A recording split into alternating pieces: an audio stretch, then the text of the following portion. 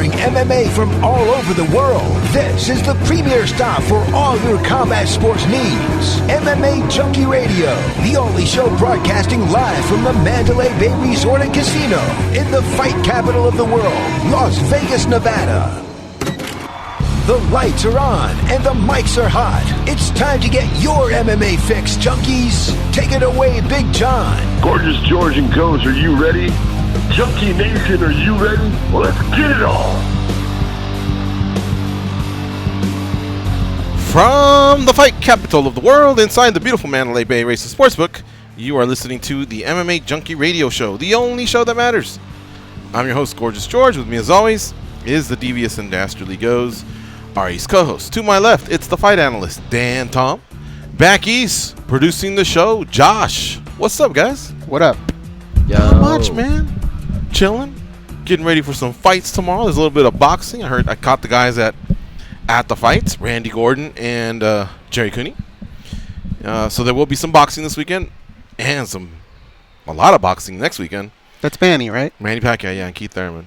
And, of course, MMA. The UFC is in Sacramento, and it's been quite a week. If you throw in Dana White Contender Series on Tuesday, PFL yesterday, Bellator tonight, and then tonight, and then the UFC. Like, seriously, man, how can you complain if you're a combat sports fan? You can't. Other than if it's just too much. I get that, because that's a lot to catch them all.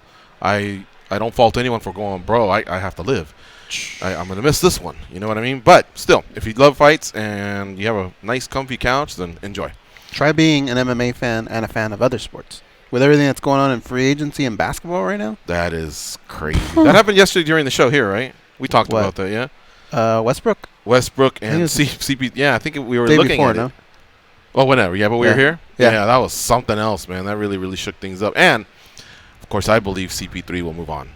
From Oklahoma City. I don't see a veteran like that staying there. But that's a big contract. All right. We have a fun show planned for you today. We're going to talk to 3 guests. First one's going to stop in about 20 minutes. His name's Dan Lambert. He's an owner and founder, or co-founder, if you will, of American Top Team. And that is one of the powerhouse teams in mixed martial arts for the last 20 years, but especially the last 5. Every week there's fighters from that team on some sort of a card, and they're a great team. They just recently won World MMA Awards as well for Gym of the Year. So we'll talk to Dan about some of the big stories coming from his gym and his group of fighters. His group of fighters include, for example, just last week, Jorge Masvidal knocked out Ben Askren. Also, Amanda Nunes defended her title against Holly Holm. Thiago Santos, who does live in Brazil, does make a pit stop at American Top Team to do some training there as well. So that team's everywhere. Now, we'll also talk to Albert Linesis. He is the official DJ for the UFC. Well, if you ever go to an event, or if you're just kind of listening in and you hear the music bumping in the background, that's him. He pumps out some great jams and just gets the place rocking and rolling, and he's been doing it for a long time. So it'll be fun to kind of just check in with him and talk about his fun gig, man. I mean, he gets to travel the world and just do what he does with a billion-dollar company. Correct me if I'm wrong, but this is somebody that we wanted to interview for like years, right? Like, I think we kind of passed it on, like, hey, we should get that guy sometime. We just never came around to it. Right. And how did you finally come around to it? If I were to tell you how easy it was, he was excited to be on. This is way overdue. Just like 7 years, I think, that we kept saying, we should get that guy on. This is as overdue if you were to walk into the garage tonight and go, I got some old shit in here. And you go, oh, my God, I checked this book out in the 8th grade. That's how long overdue. I mean, it's just way overdue for us to talk to him. So we'll give a quick chat with him in the second hour. In the second hour, also, Phil Daru, American Top Team. We'll ask him. It's either a strength and conditioning coach or performance coach. I've seen them both. He was also nominated for Trainer of the Year. And unfortunately, he did not win, but still, that's pretty high regard to be, considered one of the top 5 for the previous year over there at the World MMA Awards. So we'll talk to him about that. He works with a lot of fighters. Lately, he's been working with Andrei Arlovsky, Joanna Jędrzejczyk, Dustin, Poirier, and I'm sure the list definitely goes on there. All right. So, how can you participate? It's easy. Call in Toll-free number 877-FIGHT-93. 877-344-4893. And you can hit us up on Twitter at MMA on SiriusXM. That works for all the hosts and producers across all the different channels, all the different shows on Fight Nation, channel 156. By the way, I don't do this enough, but Goes is at the Goes. Dan is at Dan Tom MMA. The show's at MMA Junkie Radio, and I'm at MMA Junkie George. So tag us as well. All right, I want to start off with one of the ladies that's featured in the main event for tomorrow night's UFC Sacramento card. It's also known as UFC on ESPN Plus 13. Aspen Ladd versus Germaine de Randamie. Aspen Ladd's okay. She's going to fight, as far as I know. But boy, did she have a rough weigh-in. Now, I imagine that followed a rough weight cut. But did you guys see her stepping onto the scale? Yeah. That was concerning. I don't know if this is a sexist comment, but anytime you see an athlete in that situation, it hurts. But for some reason, when it's a female, it seems, I don't know, it hurts me even more. Like, it's even more difficult to see. I hope it's not a sexist comment, because I kind of felt the same way. Okay, yeah. And so seeing her up there and just shaking the way she was, it's a bad look for the sport. It's just rough to watch. There was a point where I kept waiting all day, like, are we going to get the news that she can't go? Even if a doctor clears her and everything, which I imagine they did, I don't know, man. From, like, the UFC standpoint, if she were to lose tomorrow and maybe, like, get KO'd or something like that, aren't people going to go back and point at this incident and go, why'd you let her fight like that? Or it just seems like a bad look. But this is a tough card for you to take somebody off. I'm sure it would be somebody that says that.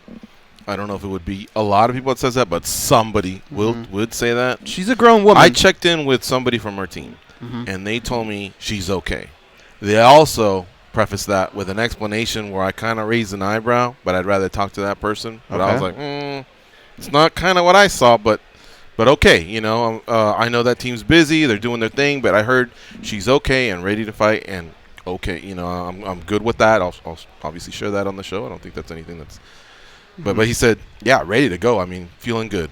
Here's what I heard from a high-ranking doctor in Las Vegas. Okay. That the shaking could just be as easy as, you know, the lack of water and cramping. It may not so much be like your nervous system. It could just be cramps that. You could be cold. You could be a lot of things. I saw you blowing into your hands when we were watching the fights yesterday. Yeah, when we were watching PFL. Remember we stepped outside?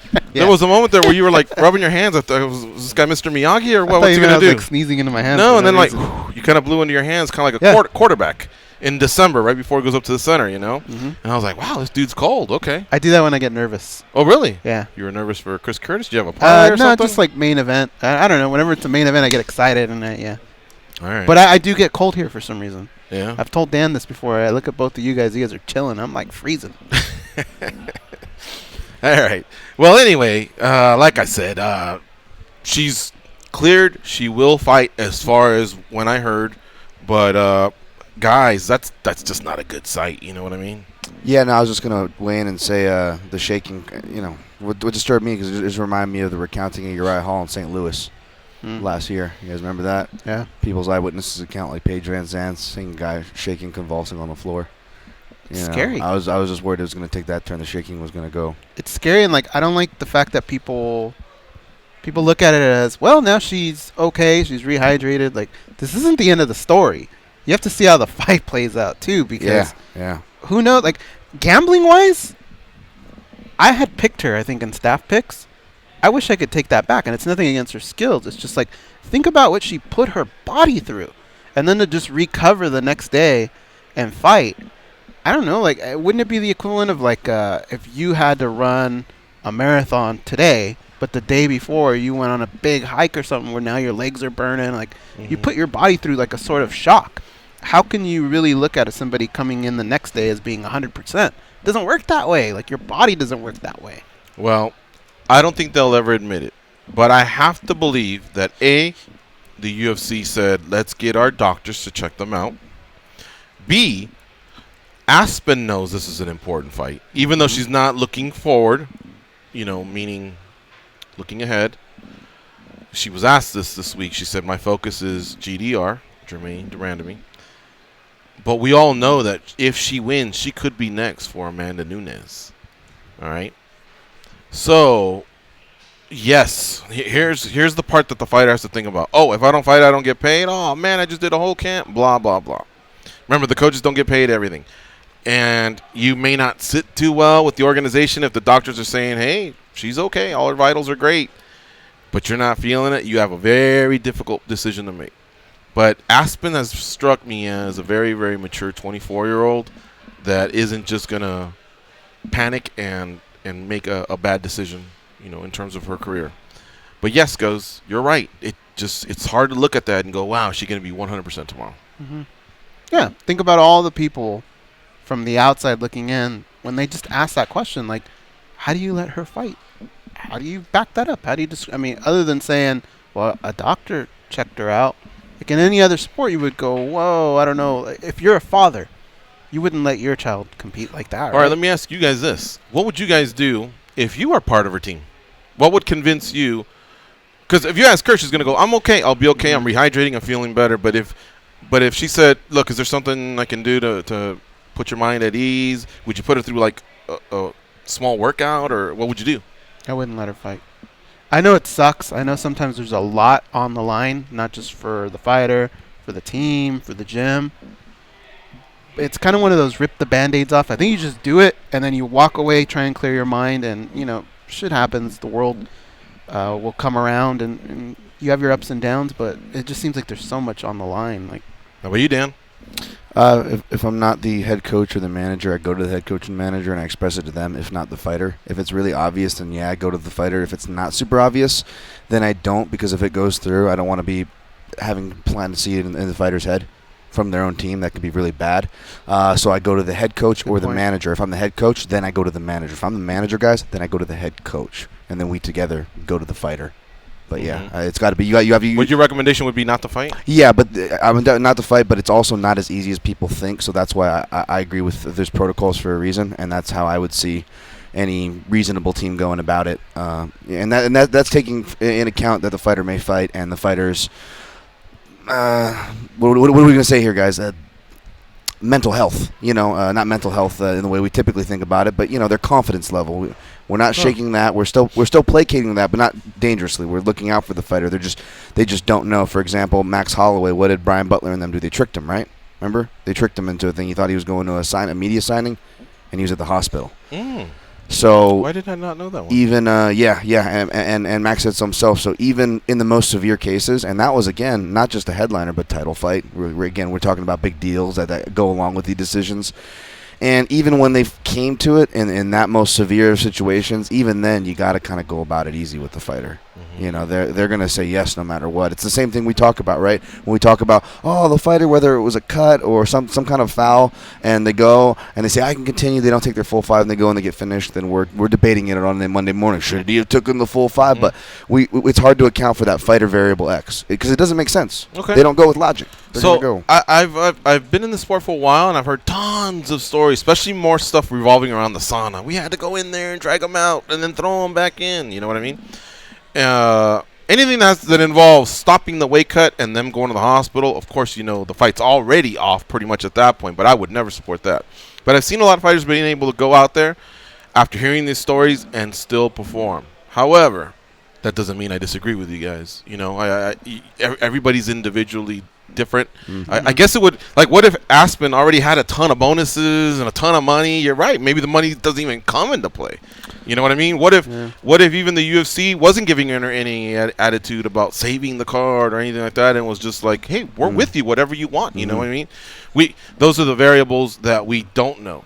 But okay. Sorry, no. I was just going to say, I don't know what the manager told you, G, but other people are bringing up that Aspen lads always had rough weight cuts. This isn't anything new to her, which is true. I don't know how much better it makes it, but I don't know if that was along the lines of something you were told, but I see that as far as being a defense thrown up for it. I hope that didn't sidetrack your point. But here's another thing. 1 week ago or 2 weeks ago, no, more than that, the John Lineker incident.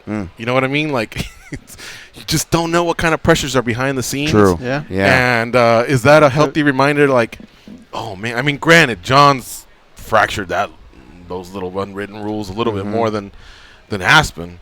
I think Aspen, I can only remember one. Rough weight cuts, yes, but one time with the it was involving Leslie Smith, if I'm not mistaken. Yeah. But you just never know, like, what's the stuff that's going on behind the scenes, because what they're looking at is, yeah, of course, your health, but I think they're also thinking, how did you let it get to this? Right. You know what I mean? When you signed, you should have been pretty confident you could make 35. How did you even let it get to this? It's so hard to look at it because you're right. She could perform tomorrow and she could perform well. But that doesn't make it right. Look at Thiago Santos, right? He performed well against John Jones, but he had a broken leg. I mean, he had a torn everything in his knee. Mm-hmm. Like sometimes you just have that good of a fighter that they can go out in bad situations and perform well. That's how. Doesn't mean they should be there. True. That's how he felt with Anthony Johnson, right? Like, even though they had to carry him two and off the scale when he fought Josh Koscheck. Yeah. If you bet money or you picked Josh Koscheck, you were nervous. You were still nervous that first round and a half or so. All right, one more question. Let's just say, after what you've seen, and this one's difficult, but just bear with me. All right. Let's just say tomorrow night Aspen can only be 80% of herself, maybe 90, whatever. The percentage isn't that important. Is it worth the risk, if Aspen really wants it, to just say, we still think we can win the fight, because the reward is a fight versus Amanda Nunes for the world title, versus if we pull her out, we don't know how the UFC is going to react, and that might set her back in the pursuit of the world title. So is it worth that risk of the 80 to 90%? You know what I mean? I don't know, man. I mean, you look at what the worst case scenario is. Look at what happened to Ben Askren. Yeah. You know, and like what he was able to deal with it afterwards. He laughs and jokes because he's Ben Askren. Right. But who knows how she's going to react if something like that were to happen to her, how that could change her career. It's tough, dude. You only have so many of those, right? It's very true. It's very true. Okay. Man, now I'm more nervous for this main event tomorrow, right? Yeah. We'll see. I feel pretty confident. And again, somebody on her team told me they're ready to go, and she's feeling great. So all right. I feel good about that. All right, we're going to take a quick break. When we come back, we're going to talk to the owner and founder of American Top Team, Dan Lambert. Lots going on with that squad. Lots going on with him. So stay close and don't touch that dial. It's MMA Junkie Radio on Fight Nation, channel 156.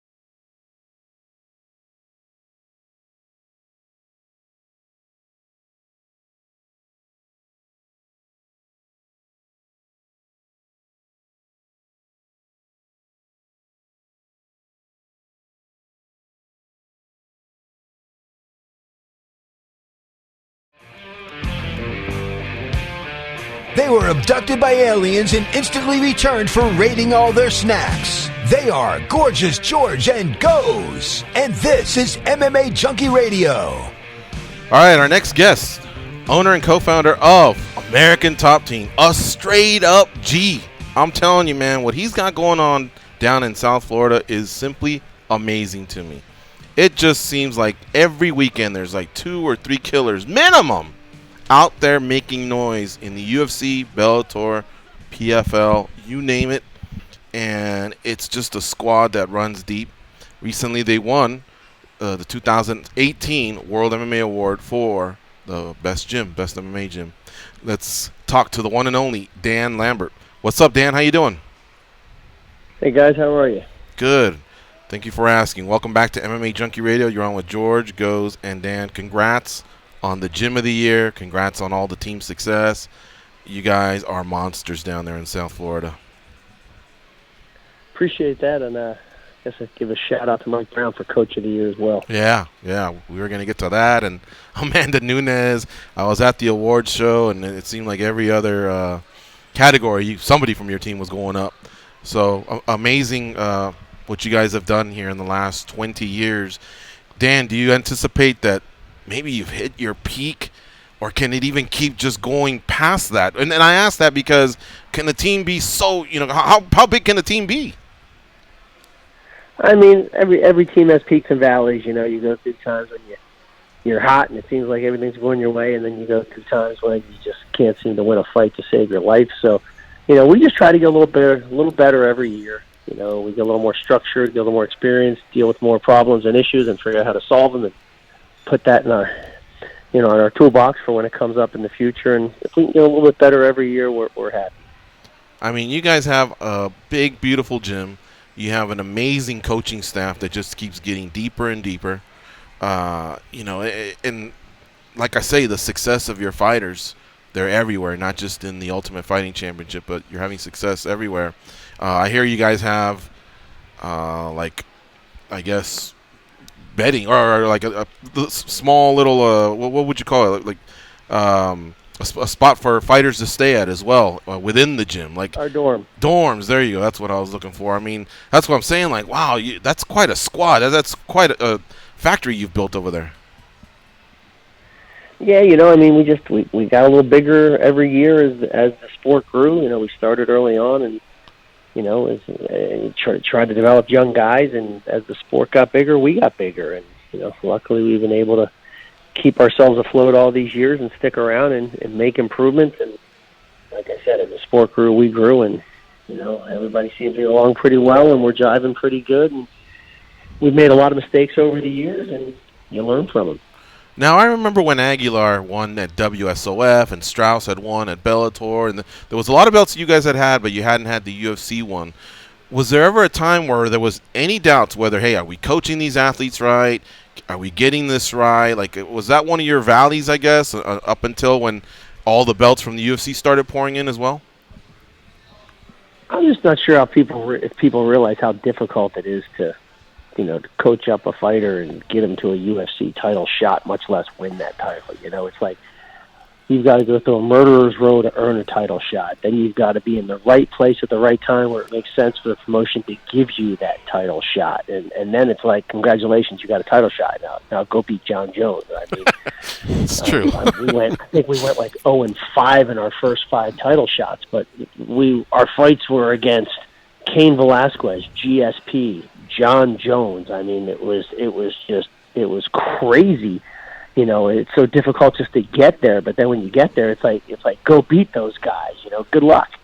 So it took a while, and some people get that quick path and get that title shot quick, and they're fortunate enough to win that belt. And some people it's a longer haul, and it seemed like it took us quite a while to get there, and they've been close to 20 years, and then some things clicked our way, and a couple more belts poured in, and then a couple more after that. So, maybe we got better, maybe we got luckier. I don't know. It's just things have been on a pretty good run lately for us.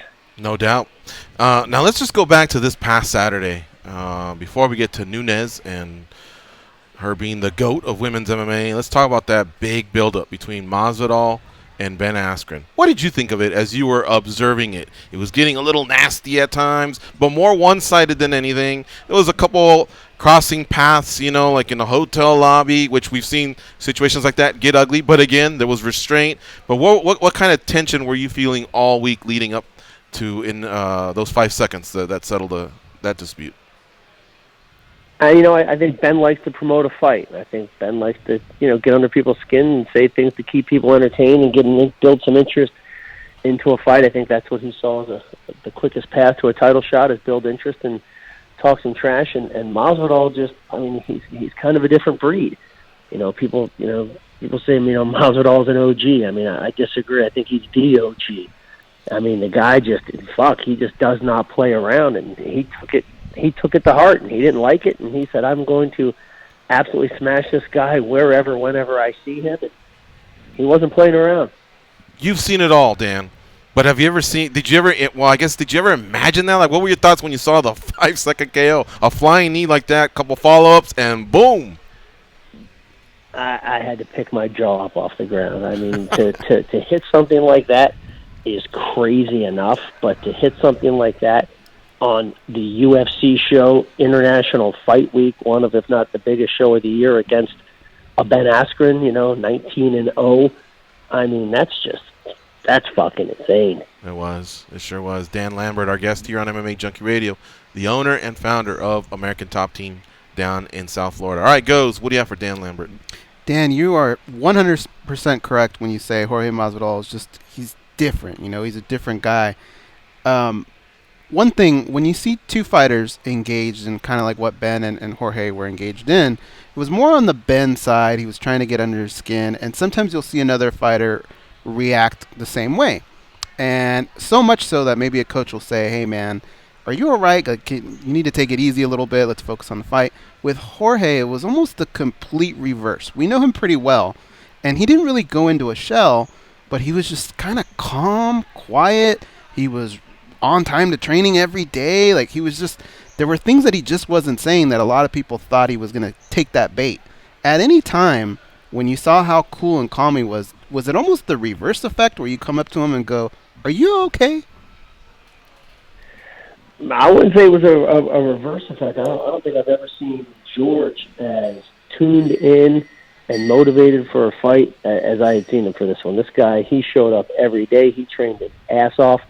He was and it actually dated back to prior to the Till fight. George has been around forever, as we all know, and George's arsenal of weapons is as deep as anybody that I've ever seen at our gym, if not anybody I've ever seen fight anywhere. And it just seems like at times in his careers he hasn't been as motivated as other times. I don't know if it seemed like early in his career he comes from a boxing background and he thinks that defense scores, and you watch a boxing match and a guy has crazy good defense and his opponent throws 30 punches and hits 2 and he only throws 6 but hits 4, he wins. In MMA, it doesn't work that way. The aggressive guy, even if he's missing strikes, is still getting some type of credit for pushing the pace. And sometimes George didn't click like that. Before the Till fight, George came out and said, you know what? I don't know if it was where he went and spent a couple months doing that crazy reality show down in South America, but he came back and he was in shape, and he said, you know what, I had a lot of time to think down there. You are going to see a different dude from this point forward. And that was prior to the Till fight. Mm-hmm.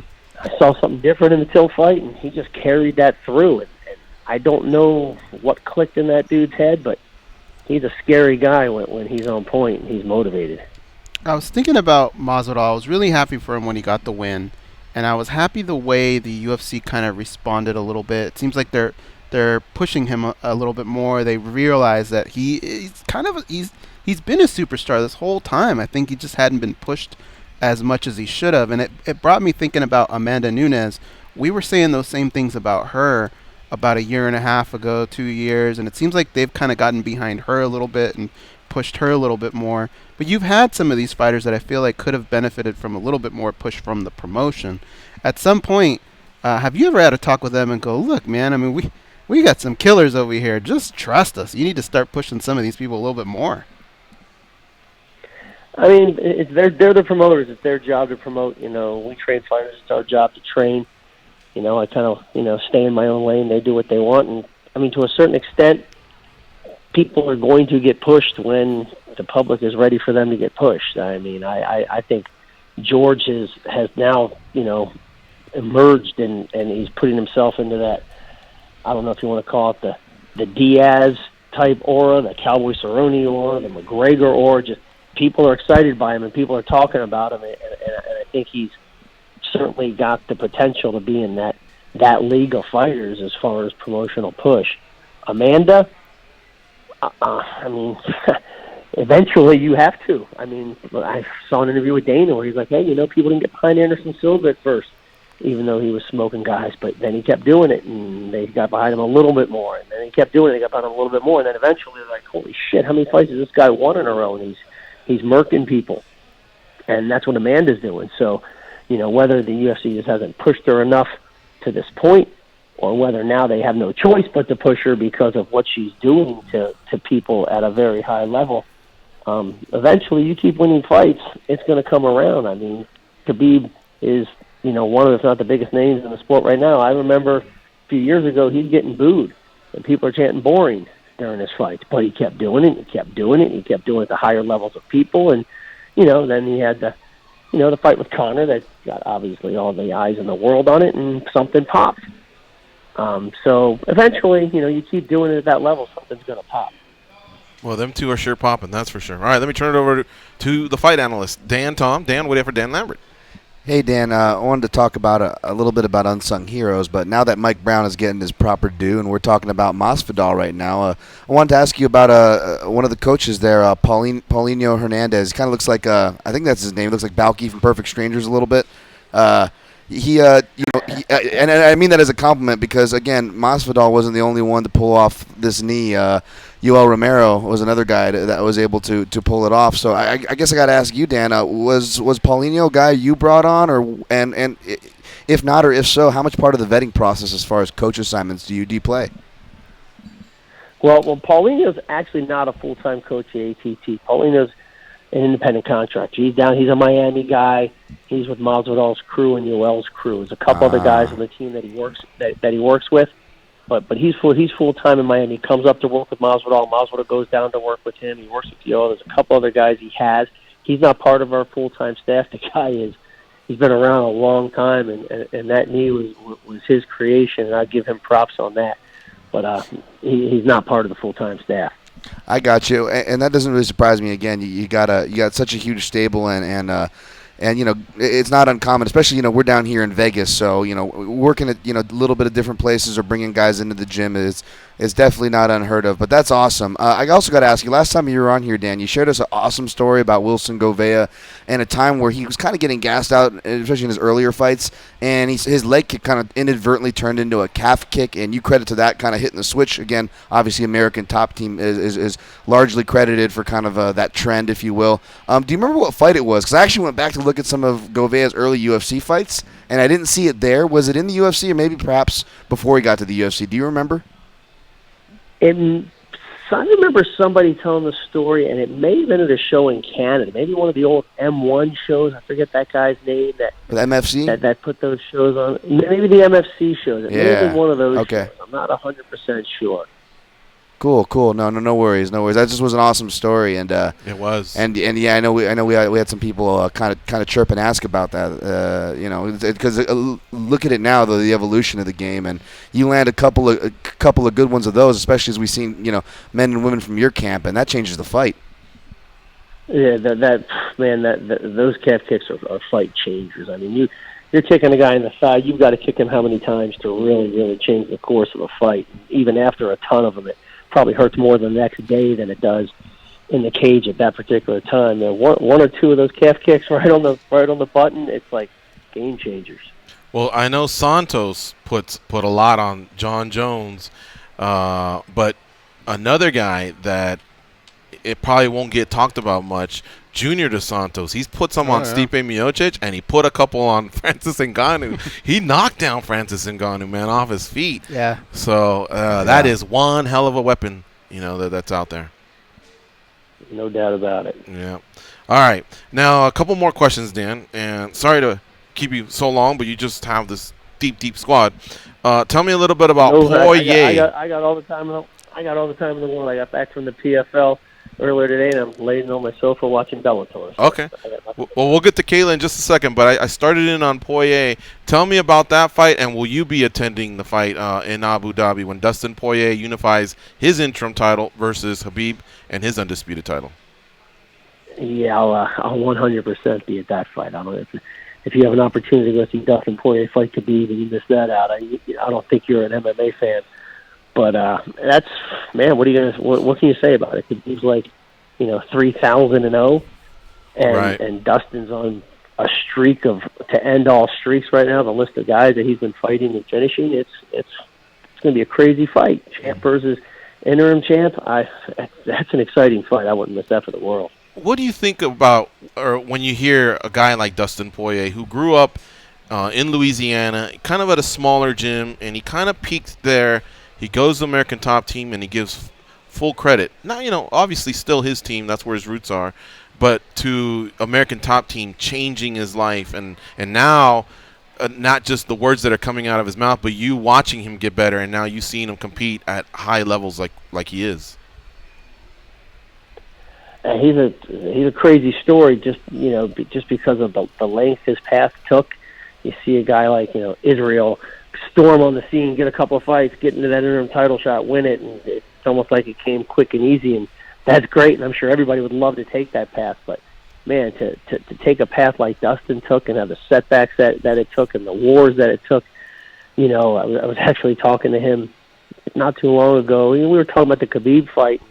How are you going to respond to this? How's he going to respond to this? And I'm like, I don't know how that guy's going to respond when he gets hurt. I don't think I've ever seen him really get hurt or be in a bad spot at a fight. And Dustin's like, I'm not sure I've ever been in a fight where I wasn't hurt or in a bad spot. So to see him, go through what he's gone through this period of time and then get to where he is on this type of run with the opportunity to put an exclamation point on that run by beating Khabib, it's crazy. It's one of the better stories I think I've seen in the sport. And I guess, like, when you think about Joanna Jędrzejczyk, Junior Dos Santos, Dustin Poirier, what is the protocol for when an established star does come to your gym and says, hey, I need new looks, I want to be a part of your team? Does it get discussed amongst team captains if you have it? Do you have the final say, the coaches?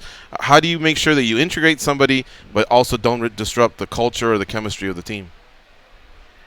We have a little bit of an open door policy where when people are interested in coming to the gym, they come over, they check it out for a week or 2 weeks and see if it's a good fit for them, if it's a good fit for us. But before they get there, there's a group of us that we talk about it, whether we think it would create issues. If you've got somebody that's interested in coming to the gym and it's 170 pounder, it's an up and comer. They're not in a big company right now. I mean, that's a no-brainer. Come on in, check it out. Let's see what kind of fit it is. It's not going to, it might make a crowded room a little more crowded, but the crowd and the quality of training partners is what makes a gym, in my opinion. The facility's nice, the coaching staff is important, but it's the quality of people that you're banging with every day. That's what's going to make you better.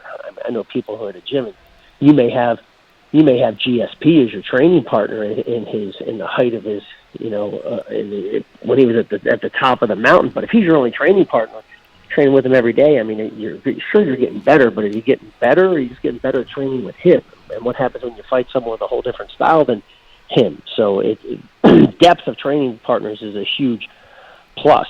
The only time it becomes a little bit of an issue is if somebody wants to come and they're already in that division and they're already in the top whatever, and you've already got a guy or two that's in that, if they're on a collision course with each other, then, we may say, it's best you stay where you are and you don't come check us out. But more often than not, it's just, hey, why don't you come check it out and see how you like us and see how we like you. And, we're not for everybody and everybody's not for us. Mm-hmm. And that kind of just weeds itself out. But there's a couple guys that we talk about it before they come in. Speaking of changing lives, you did it in a different way with a good friend of this show, King Mo. He recently retired, but you offered him a job to be a part of the team. Can you talk a little bit about Mo and maybe what you saw in him that you knew that you wanted to do for him, what you did for Mike Brown and Thiago Alves by transitioning from, high-level athlete to coach? Well, we love to recruit coaches from within because, they've been there. They've seen it from the athlete standpoint. They've lived it. They've learned from the system that, our guys have created over the years. And, it's an easier fit for our coaching staff. And, in the case of a Mike Brown or Thiago Alves, we try to do it while they're still in their career, maybe towards the end of their career. It's like, hey, you've got a couple of years left. Why don't you split time between camps? You're not fighting as regularly now later in your career. Why don't you take some of that free time and start coaching, start traveling, start cornering guys, start learning from the other coaches, so that when your career ends, you've already got a head start into the coaching side of things. With Mo, he was such a good teammate. I mean, this guy's been a coach since the day he got there almost. I mean, he's always helping everybody else from the day he got here. I would probably say he's the best teammate I've ever seen at our gym in terms of helping others, always putting himself out, doing whatever he can to help the team. So Mo was a no-brainer. It was no secret he was getting towards the end of his career, and it was just, hey, dudes, whenever you're ready, we're ready. So he's a great fit into our coaching staff. And a wealth of knowledge in all combat sports. That guy can talk about kickboxing, wrestling, MMA. You guys are very lucky to have him. Kayla Harrison. No doubt. First of all, talk about her performance yesterday, but at the same time, man, how do you decompress from this past Saturday and then hop on a plane and head to New Jersey and just do it all over again? Like, are they different emotions, or are they the same emotions, same butterflies before every fight, just different fighter? From the team standpoint, we're always nervous when people are fighting because, no matter how big or how small the fight is to that particular fighter, I mean, it's the world. It's a pretty unforgiving sport when you go and you drop a fight or you drop two fights. You can, just like after Masvidal wins this fight, now he's the greatest thing since sliced bread. You lose a fight, and you suck. So you see how crushing it is for guys to lose fights. So you feel and you really get into it for every fight, no matter what level.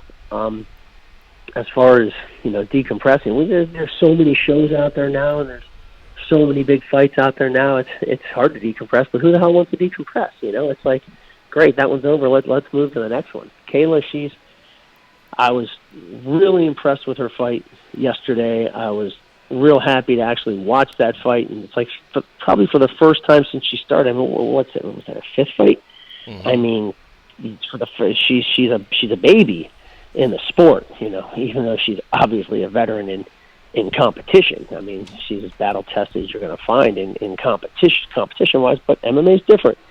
And for the first time since I've started watching her fight, I could finally watch her fight and not see her thinking at every step of the road. It's like in her first few fights, she's out thinking herself at every step of the way. Okay, now what's she doing? What am I doing? Why is this? What am I going to do next? How is this going?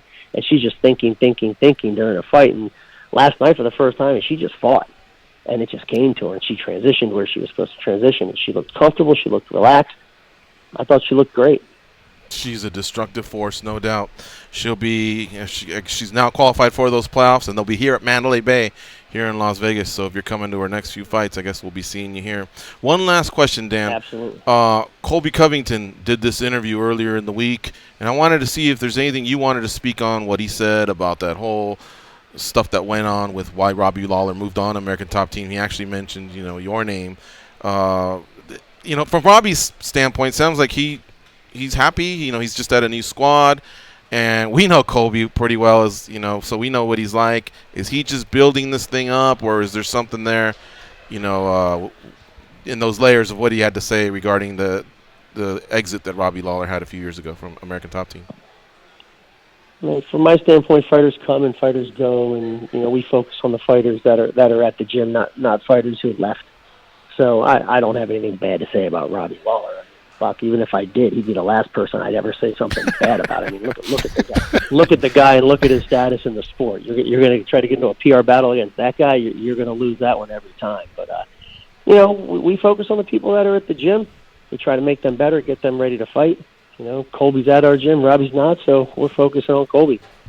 Okay. All right, Dan. Well, hey, thanks for giving us some additional time there to really kind of cover everything you got going on. Next time we have you on, we'll talk about Kyoji Horiguchi and the stuff he's doing. He's been a beast. But like the list is goes on and on of all the killers that you have at American Top Team. So congrats on Gym of the Year. Congrats to Mike Brown, Amanda Nunes, and everything she did. And I guess we'll hopefully talk to you soon. But thank you very much for your time tonight. All right, thanks for having me. All right, thank you, sir. All right, folks, that's Dan Lambert, owner and co-founder of American Top Team. I say co-founder because Alex Davis also has a history as being involved in the formation of that squad and everything. But this man once tried to buy the UFC as well. Mm-hmm. So he just seems like whatever he touches, it's a lot of success. So anyway, we're going to take a break here. We'll be right back. It's MMA Junkie Radio on Fight Nation, channel 156.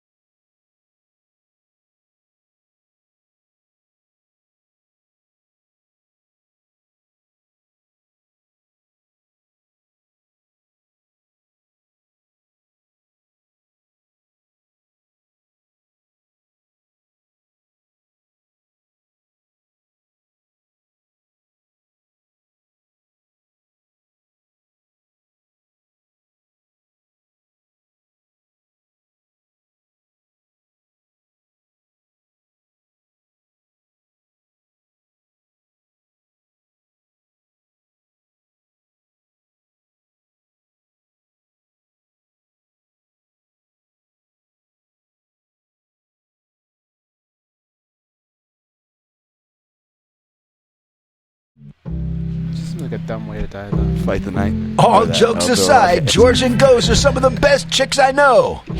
Here we go with more verbal sparring. Take it away, ladies. Now is the time to start preparing for fantasy football season by listening to Fantasy Sports Radio. Be a fantasy football champion by learning from the best analysts, including the guru, John Hansen, Pro Football Focus, and the Football Diehards. Hear player rankings, strategies, and pick-by-pick coverage, fantasy football expert drafts, so you know how to build a winning team. Listen to Fantasy Sports Radio on Sirius 210, XM87, and do that. That's it. I guess connected devices. Yeah, that wasn't on there. I got so used to saying it. Fun fact here, since 1910, 15 people have died in the running of the bulls in Pamplona. Fun fact. Well, we were talking about it, but all right, let's hit it with the daily debate. The brothers Garcia seemingly can't agree on anything. Everybody knows it's duck season. Rabbit season. Duck season. Rabbit season. Whether it's food, Less filling. Tastes great. Less filling. Tastes great. gambling, Always bet on black. I like red. Black. Red. Black. Red. Black, dummy. or even social media, Instagram. Snapchat. Instagram. Snapchat. the same applies to the biggest stories in MMA. Time for MMA Junkie Radio's Daily Debate. Today's daily debate question for the MMA Junkie Radio team: which recently announced at Bellator MMA fight are you most excited for? Ryan Bader versus Chet Congo, Patricio Pitbull Frady versus Juan Archuleta, Lyoto Machida versus Gegard Mousasi Part 2, or Andrei Korshkov versus Lorenz Larkin? Go ahead, Dan. I'll go first, but when you read the results, since it is a debate, I do got an issue because I'm gonna come clean. I peeked at the results here, and I got an issue with what's ahead. But my pick, George, is Pitbull versus Archuleta. Yes. Archuleta. I mean, this dude we've seldom seen him hurt or stunned, inside any cage, King of the Cage, Bellator, otherwise, and he is just a cardio pace output machine, and he seems, again, like I kind of foreshadowed, seems to have that durability. That's the kind of guy that's going to make Pitbull fight, and not that Pitbull doesn't fight. He's great. He's the champ. He's awesome. But, his game also is countering. He does measure his pace for these 5-round fights, and I'm really excited stylistically what's going to look like when Archuleta gets in there. Okay, how about you guys? I'm with Dan. The title's on the line. It's in a tournament, and you have two heavy-handed guys that are going to stand in front of each other and just throw. How do you not get excited about that? What about the big guys, Bader and Congo? Nah, I don't care. Okay, that has the possibility of one guy getting on top of the other. Machida and Mousasi are arguable Hall of Famers. Yeah, that's a martial artist fight. I get it. Great fight. I want to see two guys throw down. Larkin and Korshkov are in the arguably most exciting division right now, welterweights. Two nice guys. Great fighters. Very nice guys. These are two guys that are going to get each other's faces. They're going to rip each other's faces off. I chose Machida and Mousasi, man. Yeah. I'm not just like them both, and I think Mousasi's going to ramp things up a little bit with the whole PED talk. Machida's won 4 in a row since all that. That's cute. Dan and I will join you when our fight ends in about 40 seconds of mayhem. We'll walk over and we'll watch your fight with you. Yeah, and then while Chet Congo is slowing up the action with his illegal nut shots, I'm going to go ask you if you want another refill on your beer. And I like Larkin and Koreshkov. I just think stylistically, stylistically they're going to make for not a fun fight for either guy, which sucks because, again, I like both guys, and they both could use a good performance. Whoever wins, I just don't think stylistically it's going to be great. And I got to take issue with George and the listeners. I'll let you read off the percentages. I don't like this one. Machida's just been doing work at 205. Mousasi just lost his title, which was a surprise to some. Not that I want that rematch exactly per se, or Mousasi to have that. I don't really see what this rematch does. I know that they're going to eventually have it. Machida has so many options. This feels like rematch for the sake of rematching, and I don't like either guy's motivation at this point in their career. I don't trust either of them to be motivated. Not even the guy who lost to go get it back on the other guy, which is Gegard. So I really don't like that fight, and I was really surprised to see it do so well. Maybe the name value. I don't know. Maybe they're building for. Because is this at middleweight or light heavyweight? Because if it's at light heavyweight, I think basically they're saying, hey, we can need someone for Bader. Unless they do Davis Part 3, which I don't know. If it's at light heavyweight, I'm down. I thought it was at middleweight. So, but even then, it still wouldn't get my vote, even if it's at light heavyweight. The sexiest matchups for me still Archuleta, Pitbull. Here's how the voting went down. 49% said Machida, Mousasi 2. 23% both to Bader and Congo and Pitbull and Archuleta. And by the way, I'm with you guys on that one as my number 2. Korshkov and Larkin in last place at 5%. Almost 1,600 votes came in. Thank you to Junkie Nation, the readers of the site, and the listeners of the show. All right, we'll be back in about 60 seconds. You're listening to MMA Junkie Radio on Fight Nation, channel 156. We still have Phil Daru to come up, performance coach for American Top Team, as well as Albert Lanessis, the official DJ for the UFC.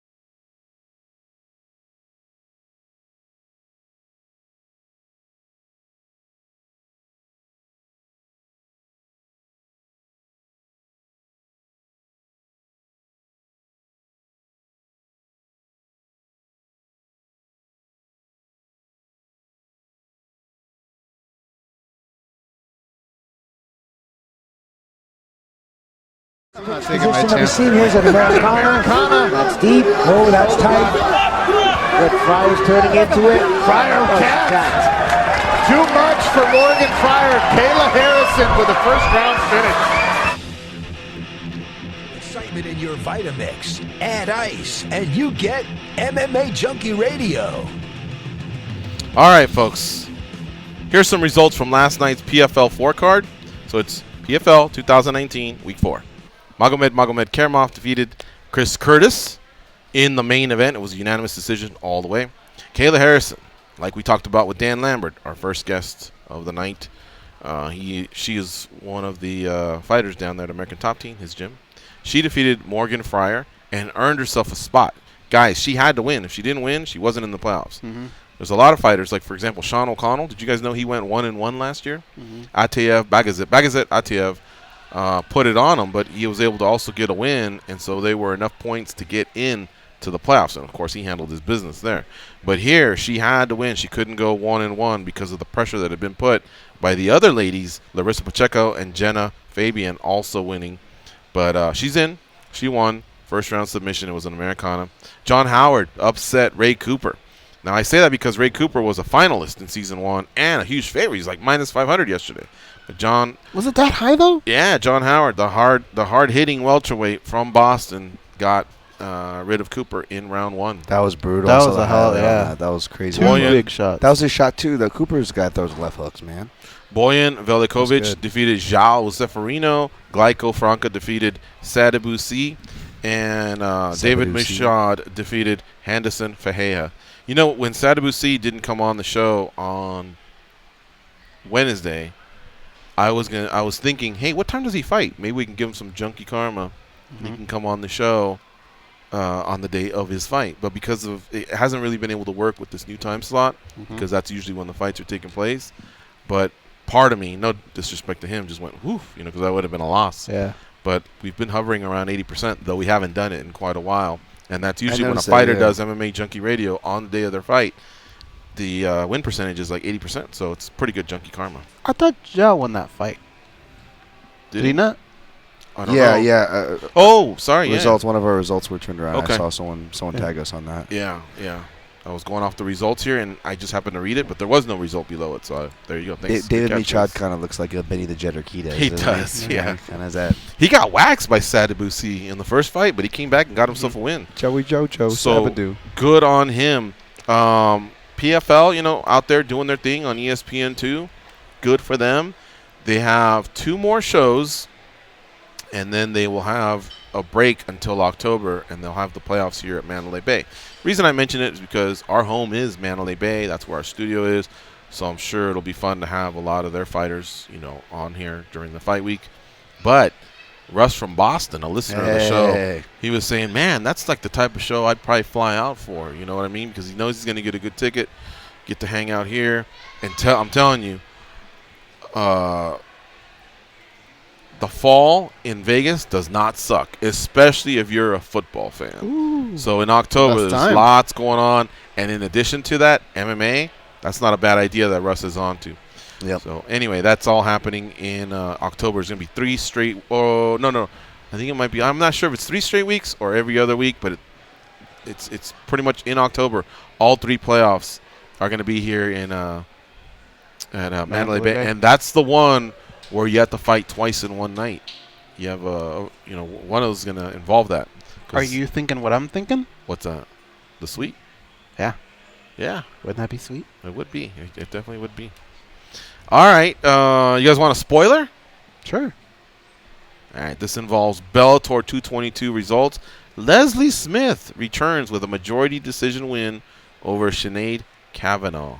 That surprises me because she hasn't fought in a long time, but she was able to pull it off. So congratulations to her. I'm starting to like her more and more. I've never disliked her. I just didn't like her stance on, when she was sticking up for the fighters.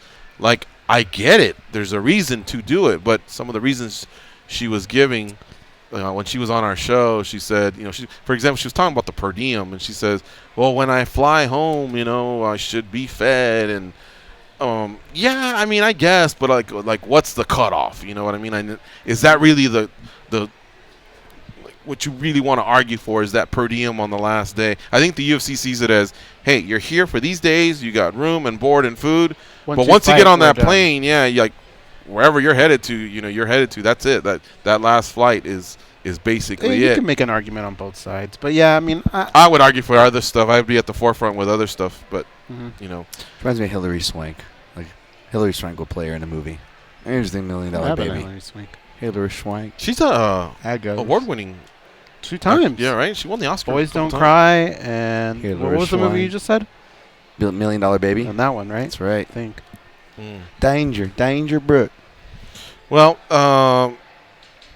anything you guys want to say about Kayla or John Howard's knockout or? I'm just excited. Main event. I'm excited that it was scary for Kayla for a moment. I mean, I think we all thought she was going to get the win, but if you go back and ask her, like, did you want to kind of be in that situation? The answer would be no. She wanted to already be set. But now the fact that you get to probably see her against Sarah Kaufman, I just think Sarah Kaufman's going to be a really tough fight. Yeah. People thought that Kayla's just going to run away with the season, be a millionaire. That Sarah Kaufman fight's going to be difficult, I think. Yeah. But do you still like her chances to win it all? I would bet Sarah Kaufman. How about you, Dan? I'm leaning towards Sarah Kaufman right now. Yeah. We'll see, though. Yeah, I mean, Sarah's pretty seasoned, that's for sure. Mm-hmm. We went over a list of who she's fought. I wanted to spend some of that money, though. Yeah. Get a new couch at least, right? There's duct tape on the couch. I forgot about that. But it did sound like Marty Crane's his recliner? His recliner chair. Yeah. Yeah. All right. Now, as far as Bellator is concerned, looking forward to any particular fight there? That's going on as well as we speak. I already just gave out one result, but anything that you guys want to chat about there? Hopefully that Chidi Ninja Kawani Rafael Carvalho fight could be fun. 2 really good Muay Thai guys. I didn't know what to do with that one. I picked Rafael because I think even his loss looks a little better now. Looking at Machida not done yet, and whatnot, and comes from a good striking camp. But Chidi, man, after hearing that he was killing himself, maybe that was the problem a long time. For being at welterweight. When he's on, he's tough. The problem is you don't know what Chidi's going to show up every time. Yeah, I think I ended up going Carvalho too. Yeah, and then Ed Ruth, this will be his first fight, if I'm not mistaken, since the loss to Neiman Gracie. But I've seen him fight. I think he's very, very talented. And he's got a bright side to him. And can I say something tying in the PFL? And this also ties in another gentleman that I think we just had on the show. I know I saw him at Contender Series. Curtis Melender. These are guys we all like. These are all guys we've all had on the show. So I think it comes from a good place, and we're not taking any shots. But I guess what I was going to say, the one thing I did see from PFL, I caught the last half of the Chris Curtis Magomed Karamov. Obviously, I took the dog knowingly there. Magomed Karamov is really good. People on the inside have told us told us this before, guys. But I worry for Chris Curtis the same reason why I brought up Curtis Millender, and I brought it off of us talking about Chidi Ninja Kwani. There's a common thread there. No, not the obvious one, folks. They're really good strikers, and for whatever reason, they're all different parts of their career. Granted, Chidi a little further, so maybe the criticisms could be launched, but it for whatever reason, the holes seem to remain the same. And we interview them, we ask them the questions. Yeah, we're doing it.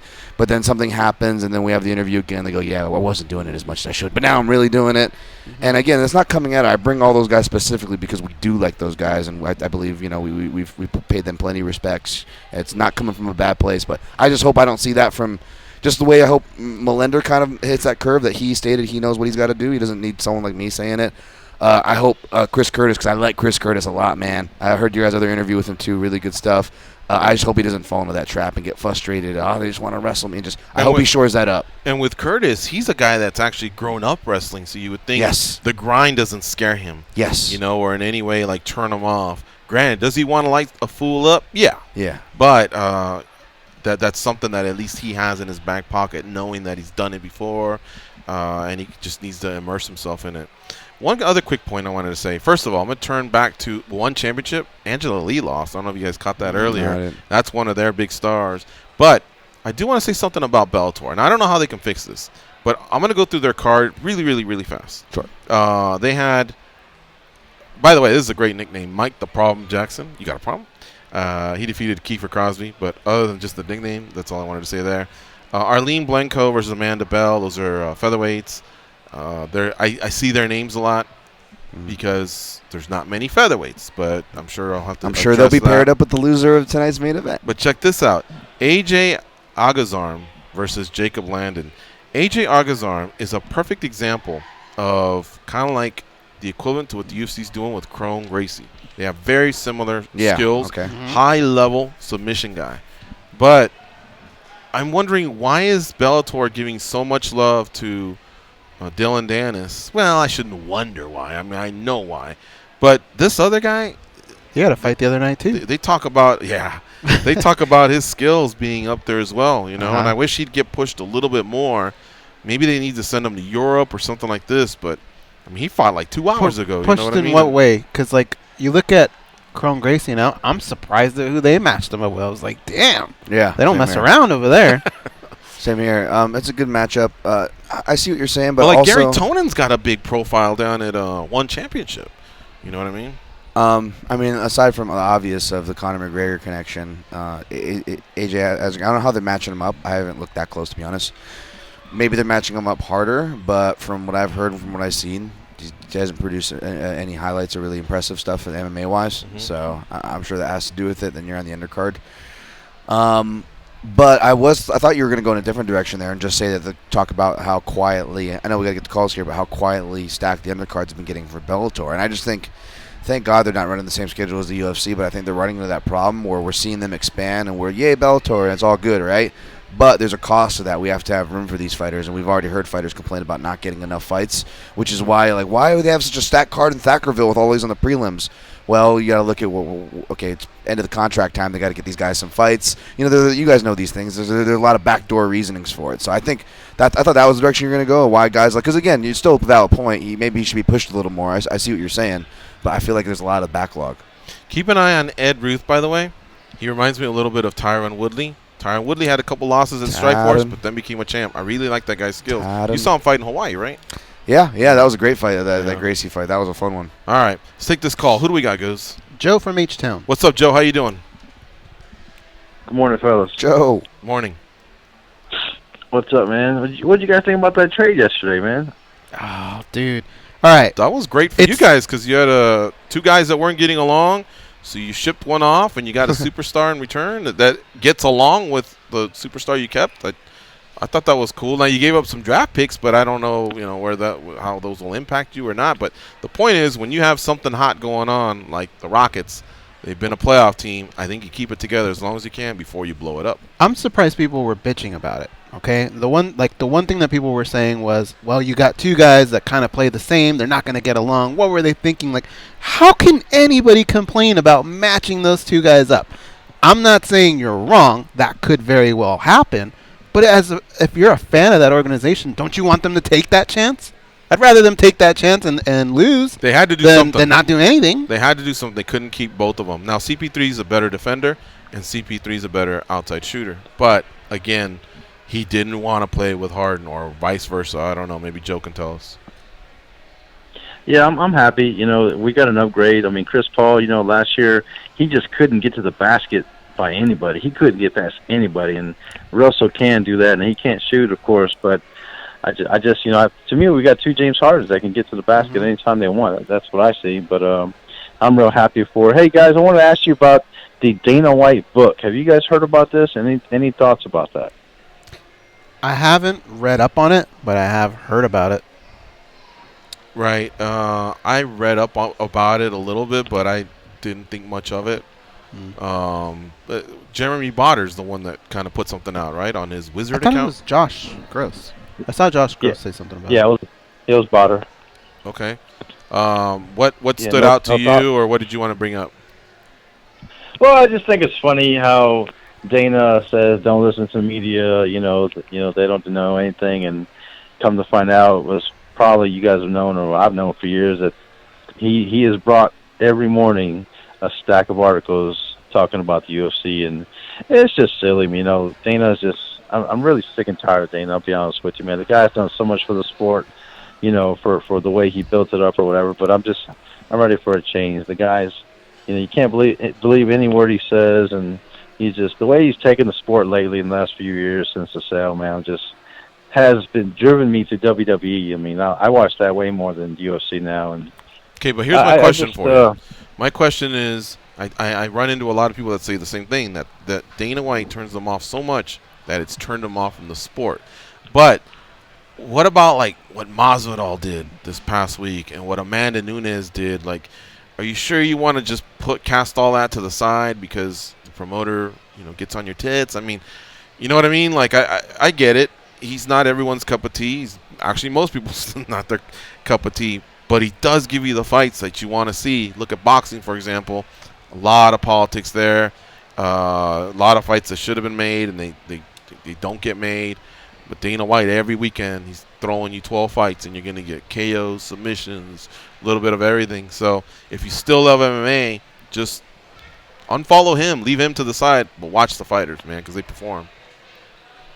Yeah, Masvidal, you know, what he did over the weekend, that's all on him. He did everything. Before the fight, during the fight, after the fight, that was on him. What did Dana do to help Masvidal this weekend? That's what I want to know.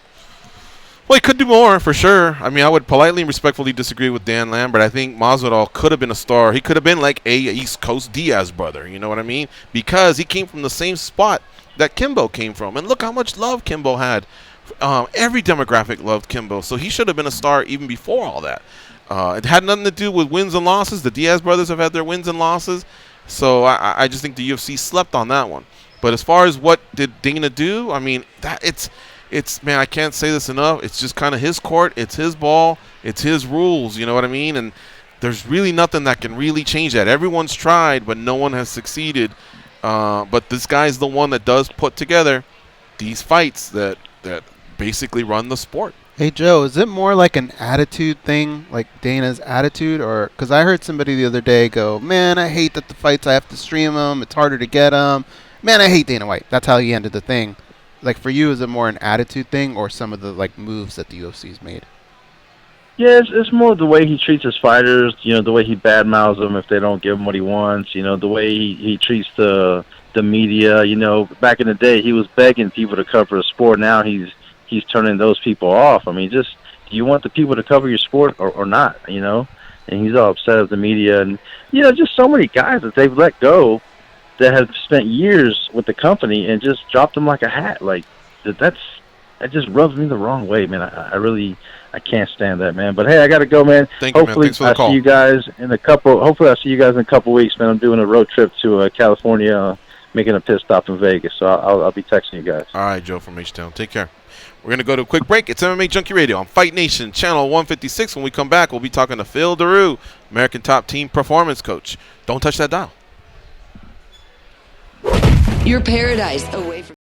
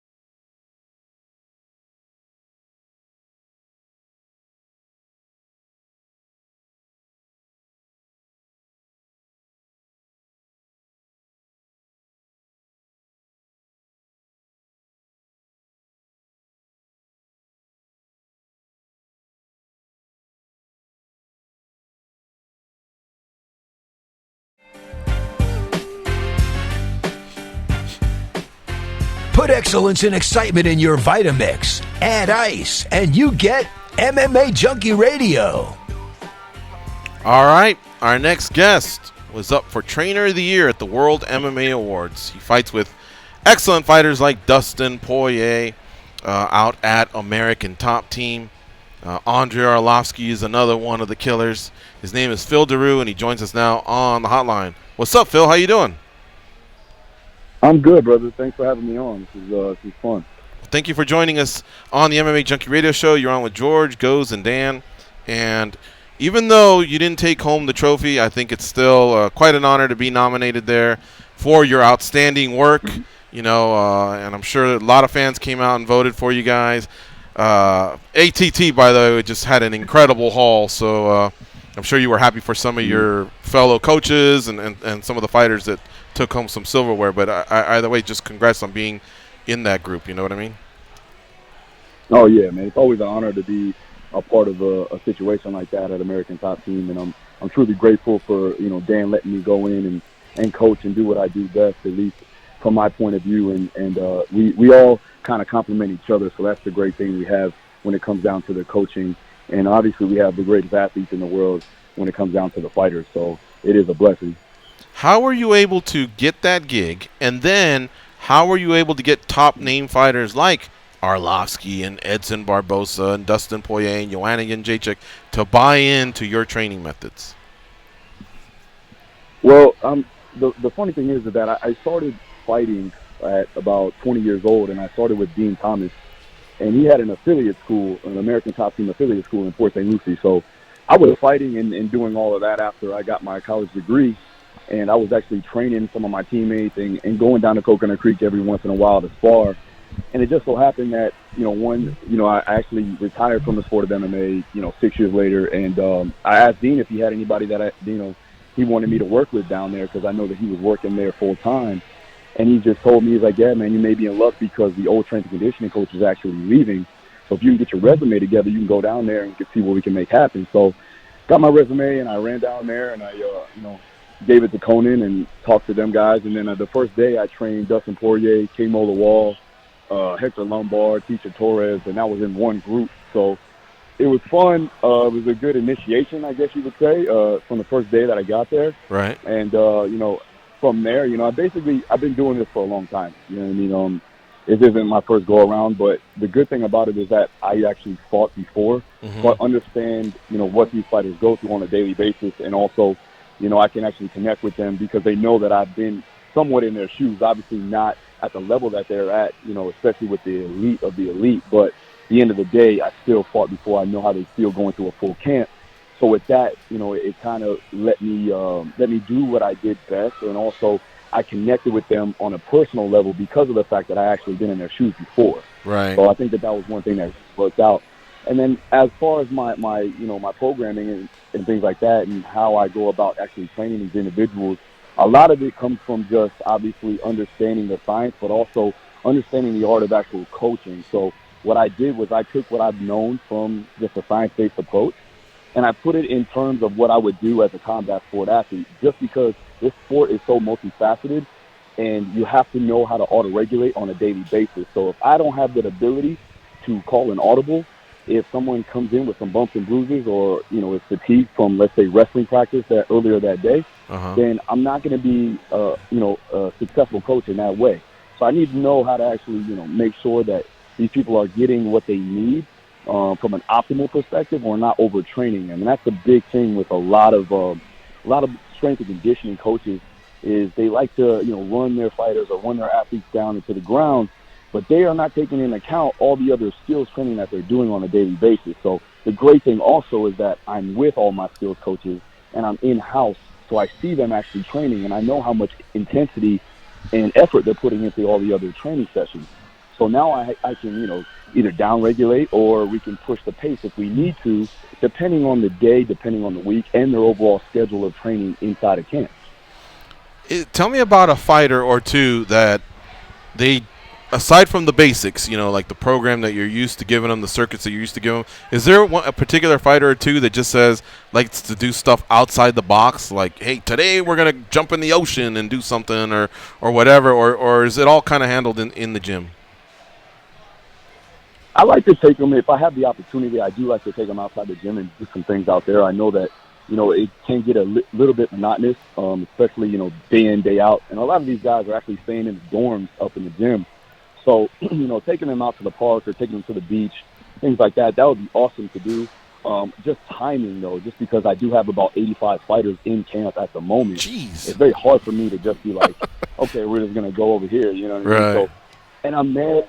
Another thing that, that is, I wouldn't say a big hurdle, but, at the end of the day, I live about 90 minutes away from American Top Team because I do own 2 gyms up north, a little bit up north from where Coconut Creek is. So I have limited amount of time to get, what I need done. So I need to make sure that everything we do is very structured and it's a time-based approach. So again, if I have the opportunity, maybe on a Saturday or something like that, with Dustin, I like to take him, and do things somewhat outside the box. Obviously, we do things with like a cognitive conditioning where I bring in one of my guys who's a sports psychologist that actually works on, his hand-eye coordination, his depth perception, and things like that. And that just kind of changes things up a bit from just like lifting weights and doing some conditioning type exercises. Another thing that we've done is that, we play games as far as we do things like med ball volleyball where they'll have to be competitive, but they're still getting a stimulus adaptation, right? So the med ball is obviously going to be a little bit heavier than, what, a regular volleyball would be, right? So they end up having to actually absorb force and redirect force. And that's very important when you're talking about a sport that's, that's producing that amount of force and having to strike, efficiently. So doing that, giving them that stimulus adaptation, but also letting them honestly have fun with it and compete is a good thing as well. So those are a couple of things that we usually do. You mentioned Poirier. Will you be traveling with him? Because I'm sure he's going to go out early to adapt to the time difference, the jet lag, or do you just let the fighter once, because you said you work with so many fighters, once they have to leave, that's it, your work is done? Yeah, that's the issue. I mean, Dustin is kind of like a brother to me. So if I did have the opportunity, and I had my other assistants that I had there take over, but again, I also have Edson Barbosa, I have Ioana and Jacek that are still in camp. So it'd be hard for me to actually leave for that amount of time, especially when they're so deep in camp with the other fighters. So I'll be doing them a disservice. So I'm not going to be actually having the ability to go out there with him. Mm-hmm. But again, we always talk, we text back and forth, making sure that he's doing what he needs to do. But honestly, after 10 days, my job is pretty much done. He just needs to worry about, technical, tactical, perspectives and making sure that his body is still, ready to go and also bringing down overall stress, because that weight cut is really the main focus at that point in time. Phil Daru is our guest here on MMA Junkie Radio. He's a recent nominee for Trainer of the Year at the World MMA Awards, and he works with the fighters at American Top Team. 85, he was saying, including Dustin Poirier, Andre Arlovski, Edson Barbosa, Ioana Jędrzejczyk. I'm sure the list goes on and on. Let me turn it over to Goes. Here goes. What do you have for Phil Daru? Well, I had a whole plan of what I wanted to ask him until he brought up med ball volleyball. And all I can think of is that. Do you guys, who are the team captains? Who gets to pick? How many people are involved on each team? Yeah, so it really depends on how much room we have in the gym. But usually it's a 3-on-3 game. And for me, I have very good athletes that we have over there. So, I mean, Will Brooks is definitely one of my most esteemed athletes. The guy can probably do anything I tell him to do. So I have him, and then we have Kyoji Horiguchi, who is obviously, a champ for Bellator, a champ for Ryzen.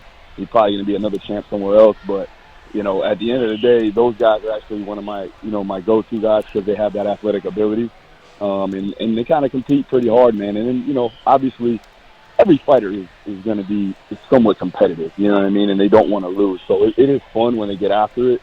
And again, I know what they're actually getting out of it, and they're also having some fun with it. So it's a twofold from my opinion. Mm-hmm. And so let me ask you this: is there an athlete, maybe from another era? Because all the strength and conditioning, it's been around for a long time, but you guys have taken it to a new level. Is there a fighter from an older era that you feel like could have been incredible with the training of today?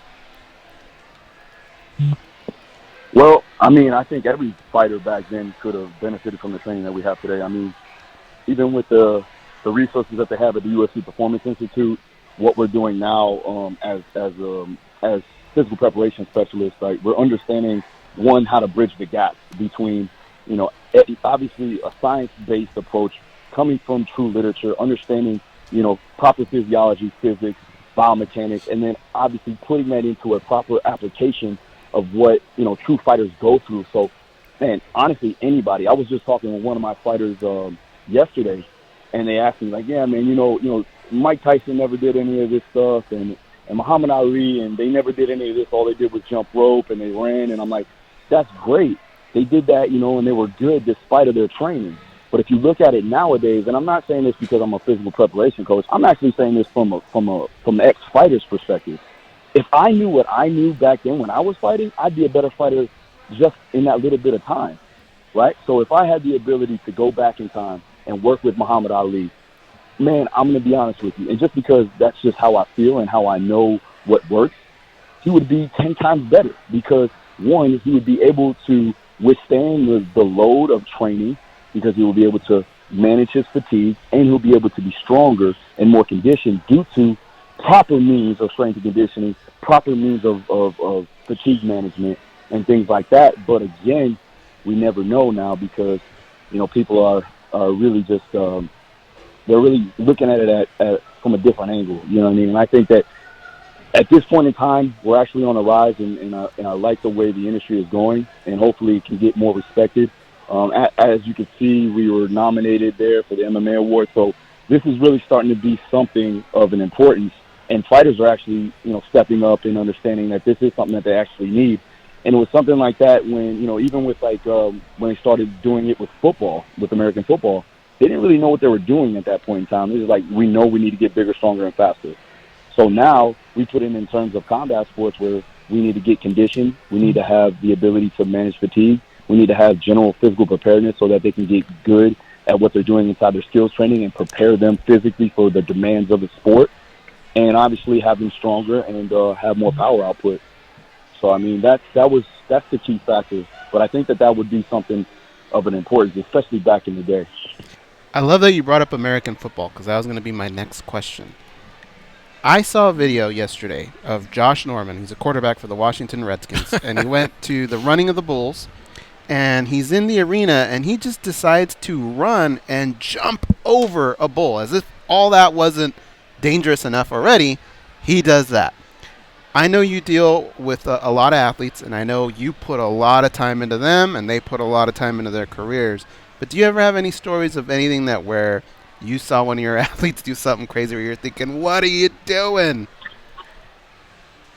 Okay, so I'm going to have a Hector Lombard story, and that's probably not going to be too surprising for a lot of people.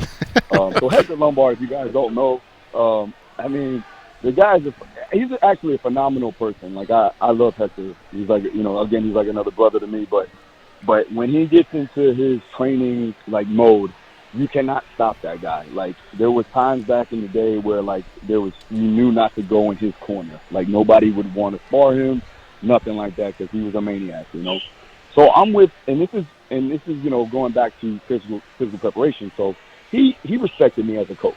So everything I told him to do, you know, he primarily did, right? And that's saying a lot too, by the way.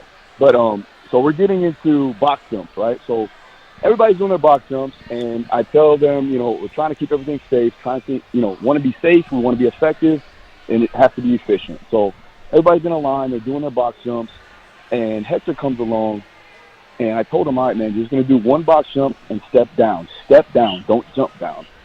So, you know, Hector's like, yeah, okay, coach, okay. So he does it, and I turn my back, and he decided to try to do like a backflip off of the box. The box is like 42 inches tall. Now, the boxes we have are they're not wood, so that's a good thing, but they're not as sturdy as, like, let's say, you know, a regular box. They're rogue boxes. They're foam, so they're only made to actually jump on, not to flip backwards off of.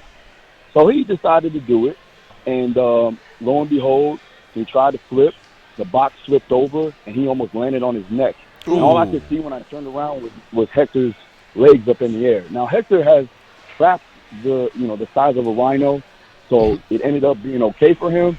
But at the end of the day, Hector's going to be Hector. And I said, man, why did you do that? He's like, oh, Coach, I just felt like I needed to do it. So I said, okay, well, there we go. But that was one thing where I just looked at myself and I just said, man, listen, I can't do anything about that. Hopefully next time, he minds what I say, and we'll go from there and keep everything safe. But that's one thing, but you see a lot of things, man. These guys are so competitive and so, like, wanting to succeed and get better and progress. Hector is a crazy individual, but I love him. You know what I mean? And, again, luckily nothing like that has ever happened again in the gym, and no crazy stuff has been brought to my attention, at least, not in my clean sight of view. So hopefully it doesn't happen ever again. Yeah, we don't want to lose a main event or some stunt like that. Hey, Phil, listen, this has been a blast. We're going to get you on again to do a part 2 because we got some more questions. We got to run along now. But, hey, congrats again on that nomination. And, I'm sure you hear it from the fighters, but us as media, we hear it from the fighters as well. You guys, strength and conditioning, man, you guys have a lot of huge impact in a lot of these guys and gals' careers. So congratulations on being a part of that, because American Top Team is on fire. Lots of tremendous success down there. So congrats to you and all the other coaches as well. Oh, thank you. Thanks for having me on. All right. Thank you, sir, for your time. All right, folks, we're going to take a quick break. When we come back, we're going to talk to Albert Linesis, the UFC, the official DJ of the UFC. So stay close, and we'll be right back.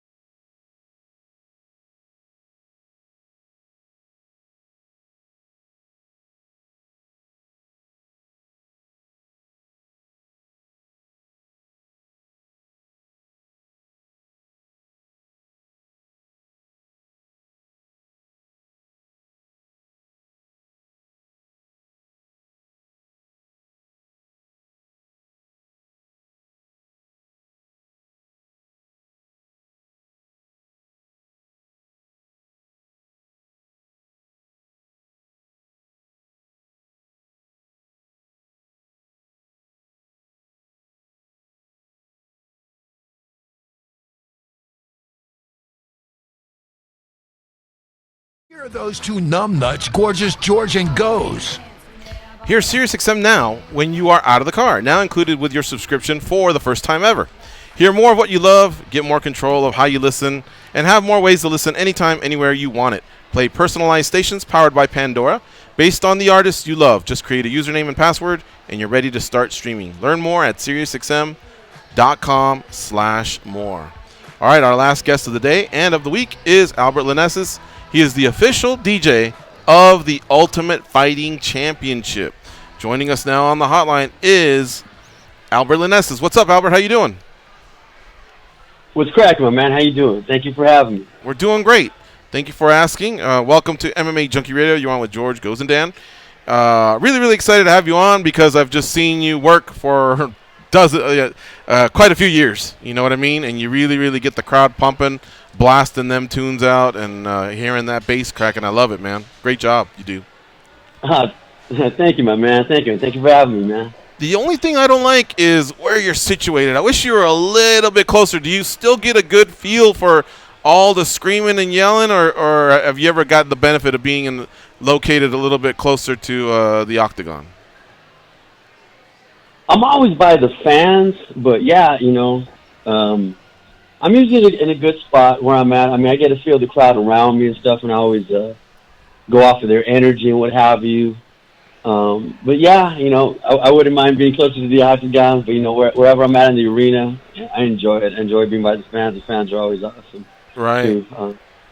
Thank you on that, though. I appreciate that, my man. How many events do you do a year? Do you do them all, or just the same way they got different ring card girls and even different in-ring announcers? Do they have different DJs as well?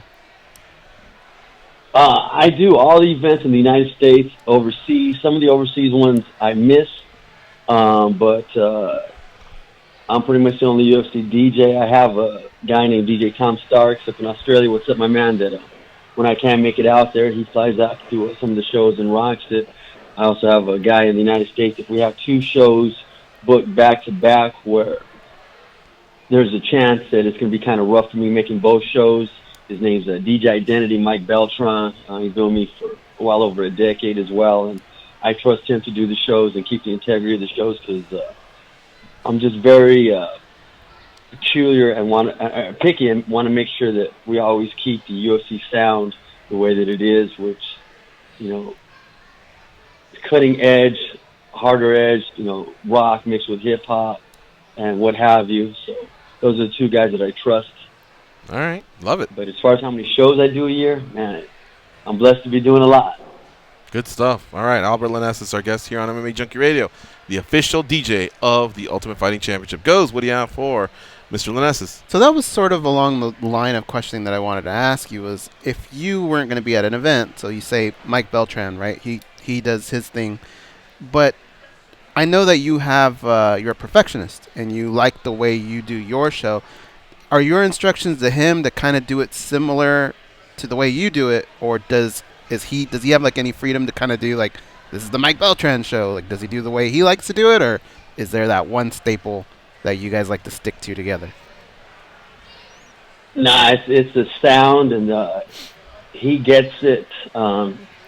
Tom Stark gets it. I'll give you an example. The first time he did a show, I told him exactly, how the music went. He'd already been with me to a couple of shows. Gave him a couple of weeks to go over everything. And then I went to his pad about 2 weeks before his first show. And I said, okay, let's do a quick rundown. And I said, go. And then 30 seconds later, I said, stop. He's like, what? I said, this is in the club, man. I said, sometimes you're only going to have 20 to 30 seconds to get that crowd into it. We can't wait for the best part of the song to come up. You got to, be on point right from go. So, I mean, there's that to take into consideration. And also musically. You could be like a really awesome club DJ, but even though I want the crowd hype and I want to bring some of the elements of the club life into the arena, it's still not a club. It's still it's still with the fighters first, the UFC first, and we're there just to accentuate it, add the energy, and help elevate the crowd and keep it moving. So it's hard to explain. It's the UFC sound. It can't just be a club sound. It can't just be a radio sound. It can't just be rock. It has to take all these elements together and sometimes you're only going to have 30 seconds or 3 minutes to bring it. And even that, all the fans that we have, they vary. There's fans there that, that are 8 years old. There's fans that maybe are 80 years old, and it's finding a happy medium to rock them all. So it's being able to go from, say, hip-hop to rock, and then to go to throwback to current and everywhere in between, and making it all sound like it fits. Does the playlist ever have to do with the fighters that are on the card? Like, do the fighters on the card from card to card bring a different energy as well? Without a doubt, the fighters on the card, and also the city and country that we're in. So let's just say that a fighter wins. There's always a fighter that wins, but when a fighter wins, I'm always looking at a couple of things. What song did that fighter walk into? Does that express that fighter's personality? Because when they exit the octagon and they're on that high that they just got the W, I want to try to play something, hopefully, that fits into their personality. And sometimes the only way I can judge that is by the music that they walked into, if I know something about their history, and also what time did they win. Is it the prelims? Is it the main card? How much energy is the crowd giving? That'll dictate what I play. But, yeah, I definitely try to keep the fighter in mind when I play a song after they've just got the W and they want to walk out, to try to capture that moment. To me, it's like a soundtrack to a movie, and I'm trying to find the right song to that moment. So maybe to give an example, I ran into Cowboy recently in Chicago at Portillo's, and I was like, "What's up, Cowboy?" And I asked him about a certain song, if he liked it. He was like, "Not really." He's like, "But wait a minute." He's like, "You're the one who plays Bad Mother Effer from Kid Rock and Machine Gun Kelly when I exit the octagon, right?" I said, "Yeah." He goes, "Man, I noticed that. You've been playing it the past couple of wins that I've had." That's cool. And I was like, "Yeah, without a doubt," because that song, to me, is him. Like, I don't really play that song for any other fighters when they win. I kind of keep that for Cowboy because he's a bad MF. Win or lose, that's Cowboy. He's just bad, and the song fits him. And when he told me, "Man, I really like it, and I noticed it the past couple of fights that you've been playing when I leave," it told me and showed me that I'm on the right track. Love it. Give me a couple cities that you just connect with, man, whether it's the energy of the crowd or the fact that the fans go out of their way to say, "Hey, man, we love what you do." Wow, look at you hitting me with that. The cities that I love playing for are Chicago's one of them. Speaking of that, okay. When we go to L.A., I try to capture the vibe of the city. Houston, they definitely have a vibe. So when we go to we were just in Minneapolis, and that was a blast because I got to play a lot of the Minneapolis sound along with what we do for the UFC, sprinkling in some Prince and Sheila E. at the time. Yes. Okay, tomorrow, Sacramento, Bay Area. We're definitely going to have some E40 in there. Going to have some Short Dog in there, along with what I do with the UFC. So there's so many cities named, but every city, I just love the uniqueness of it. I do my research. If I already don't know, actually I know pretty much the sounds per city, but I still do my research because there might be some artists that I might miss or wasn't aware of from that city. And I always like to pay homage and respect to the city or country we're in by maybe dedicating 20 to 30% or even more, depending on the city, to capture their sound. Like in Detroit, you definitely know that I'm going to drop some Motown in there that fits with the vibe because we're in Detroit. Right. Atlanta, they have so many musical artists I could drop in to pay respect and homage to them. So that's one of the things that I do when we go to a new city or country. Damn, what a cool job. Huh? Yeah. I mean, like, just the fact that you're with a multi-billion-dollar organization and get to do what you love, which is, belt out some tunes for the people, but yet also get to travel, learn a little bit more about each city's musical background and culture, and then just put it all out there on Fight Night. That's awesome, Albert. Listen, we're a little short on time, but I want to have a part 2 because I have some more questions. So hopefully we can have you on very, very soon. But we really enjoyed learning a little bit more about you, and like I say, you do a kick-ass job, man. So keep doing your thing. Us fans appreciate it. Thanks, George. Thanks, Goes. I appreciate you guys having me, man. Looking forward to part 2. For sure. Let's do it soon. All right. Thank you, Albert, for the time. And, folks, follow him on Twitter. Well, let me give you his Instagram first. I have this up. It's at ALMF3. Puts up some really, really cool pictures. And basically, that's also his Twitter handle. That's Albert Lanessis, the official DJ of the UFC. With that, we're going to take our last break. It's MMA Junkie Radio on Fight Nation, Channel 156. Stay close. We'll be right back.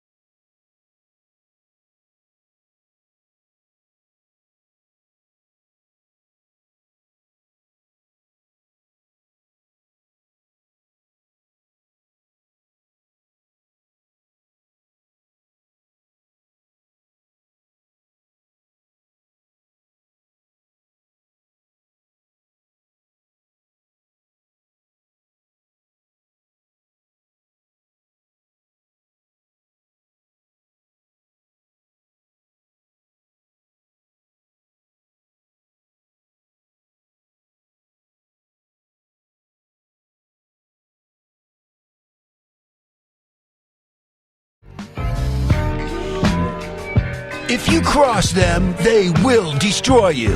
Just ask Three Finger Eddie and Pete the Penguin. Who are they, you ask? My point exactly. They are Gorgeous George and Goes. And this is MMA Junkie Radio. All right, we're back. Let me get this out of the way, and then we'll probe into Dan's mind a little bit, see who he likes this weekend. First of all, thank you to Calvin Cater, Jorge Masvidal, Abe Kawa, Tyson Chartier, all of our guests in studio on Monday's show. Randy Couture and Chris Curtis were here when Goes was holding down the fort. Well, actually, Chris Curtis was on the next show, along with Richard Hunter. And thanks to Richard as well. He'll be with me on Tuesday. Chris Curtis, Jenny Andrade, Sean O'Connell on Wednesday. Curtis Millender yesterday. And today, Dan Lambert and Phil Daru from American Top Team, along with Albert Lanessis, the official UFC DJ. We'll obviously be back on Monday to recap UFC Sacramento, maybe talk about these Bellator fights as well that are taking place right now. And, of course, keep it locked on MMA Junkie throughout the weekend. We got you covered. Matt Erickson in Thackerville, Oklahoma. I think the Magnificent Morocco's in Sacramento. I think that's how it broke down.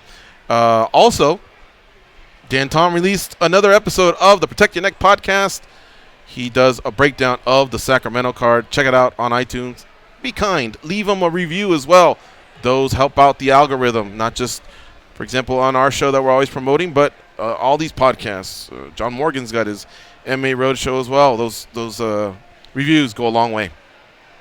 All right, Dan. So was there a certain fight that stood out to you this weekend that you're really, really digging? Here, I got the odds, or you have a sheet in front of you, but anything off the top of your head? How about Faber's return? And you feeling that one, or you think Simone's might be too much? Simone's probably going to be too much. Instead of doing what I did last week, because we only got a minute left, I only ended up talking about one fight, rushing and talking about the fight that I probably shouldn't be talking about, which is probably what I would do here. Like George said, just go check out the Protect Your Neck podcast. I do that every week. I'm trying to get better, folks. I know I've only been here down to 2 days a week here, so I should have no excuses. Just a lot going on. I'm trying to move from doing them late Thursday night to early Friday mornings to Friday afternoon / early or Thursday afternoon to Thursday evenings. And something I'm also going to be doing, guys, I'm going to try to start doing post-fight recaps. There's always so much that I want to get to that I can't get to on Twitter or on here. So I'm going to be doing recaps and watch parties, fight companions. I got to think of another name for legal rights, but I'm going to set up something to be doing those, but for pay-per-views only. So those of y'all who, for whatever reason, like my analysis, that's where you can find it. All right. Real quick. Elkins or Hall? Hall, okay. Wow. All right. Then I might have to be on Hall. All right, guys. Good stuff as always. Thank you to the guys back east, Nico and Josh, and of course Goes and Dan. I'm George. Have yourselves a nice weekend. Enjoy the fights. Go out there and be a champion. We'll see you Monday.